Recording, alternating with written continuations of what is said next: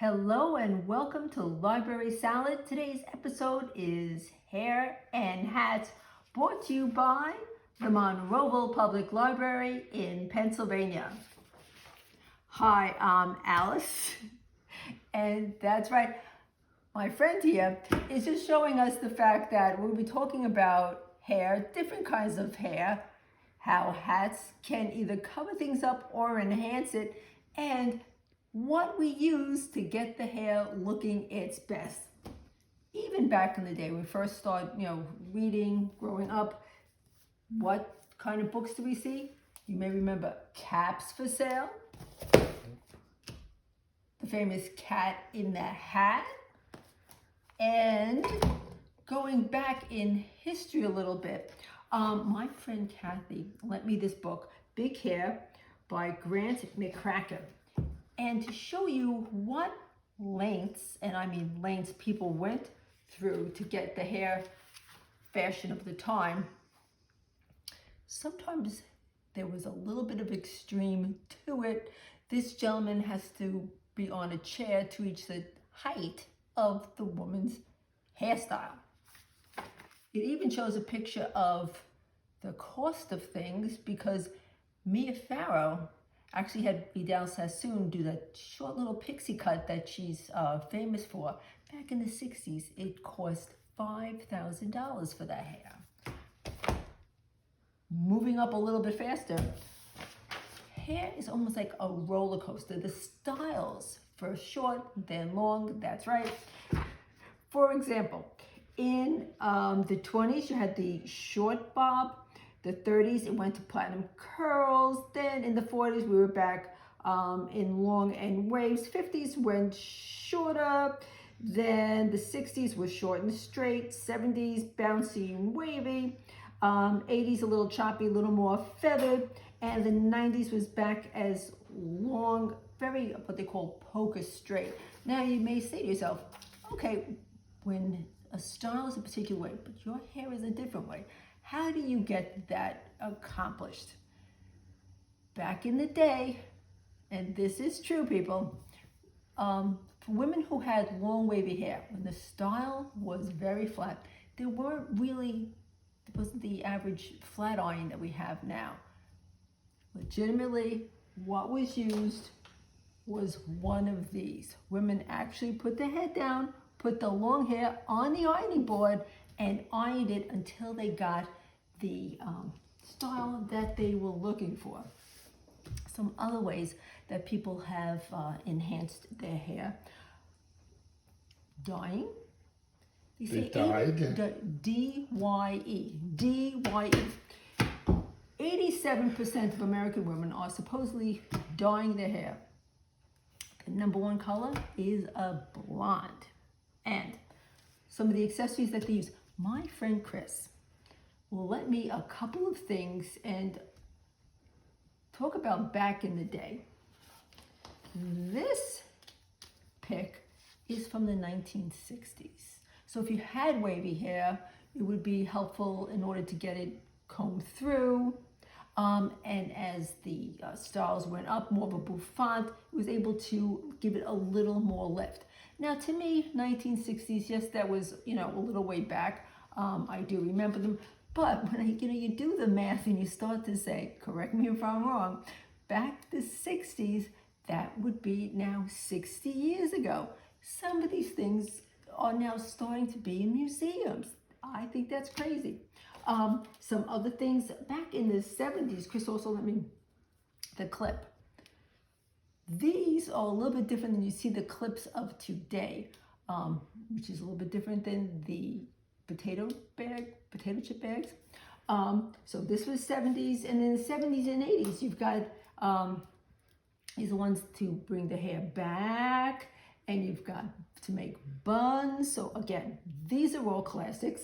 And this was a particularly beautiful item a friend had brought back from India in the 90s. So for some of you, you may remember this type of clip where you just go like that and then put the hair back. It's usually held back like this, but this is an extremely beautiful piece. What I remember was the simple yarn that was used. So if you had either a ponytail or pigtails out the side, this yarn made a nice, just cut little pieces and tie a little bow, believe it or not.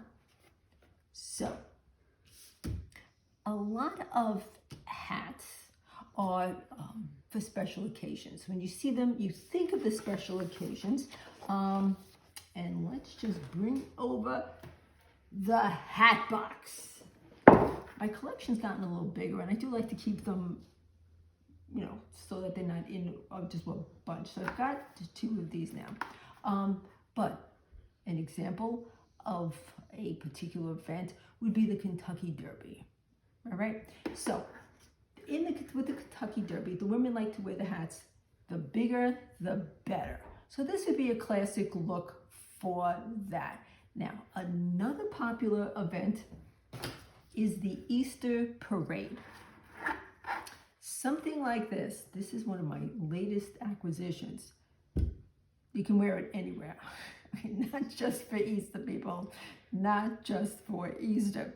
All right. And what's also become more popular has been over in England and many places, but the United States is starting to get a little bit more into, and here it is, the fascinator. All right. Now, a couple of historical parts to that.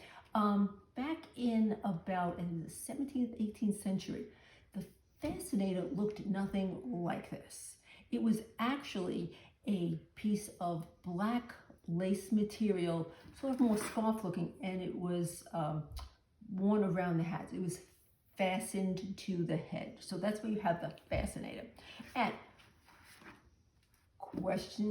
today's question is, what side of the head do you wear the fascinator on? Rich, do you have a question? Did you answer to that one? The back. No. The front. No, keep The going. side? You got 2 more. This side. Which side? The right side. The right side. It goes to the right side. Now, why does it go to the right side, you may ask? Because that's where it goes. That's correct.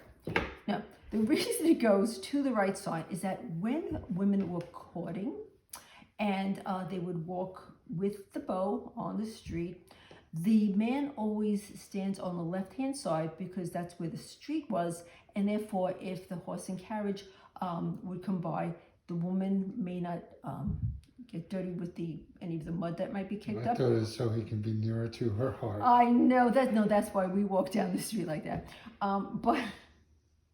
But and also the fact that if a horse and carriage would sort of get away and come closer, he would be there to protect her. So the reason it then goes on here, because if the hair's gonna look lovely, if it was here, it would be a little bit more difficult to have a conversation. So if it's then on the right side, which I didn't even think it was correct. So if it's on the right side, okay, that means that you can have a conversation with him. So if it's on the left side, she's angry with him. That's exactly correct. Gotcha. That's exactly correct. And here's another one. This was the latest fascinator. Is this piece, which again just goes like that. So lovely. All right, so we've talked about what people have been doing throughout the centuries with their hair, the accessories they use, the hats that have gone over it, and here's a photo of one of the more memorable fascinators. Princess Beatrice wore this at the royal wedding. It was a real standout piece, and I hope you're enjoying that. And just want to leave you with one quote that a Harlem milliner, now a milliner is someone who makes or sells hats. His name was Mr. Bunn, B-U-N-N. What you think about it? It's a little funny that, hair, bun, hat, yeah. Anyway, quote is, buy the hat first, and the outfit that goes with it is merely an accessory. So, thank you for joining us. See you next week. And I actually know what I'm going to be doing next week for the topic. And the topic for next week is adulting for all ages. So, I'll be stepping up next week for adulting. Have a great week.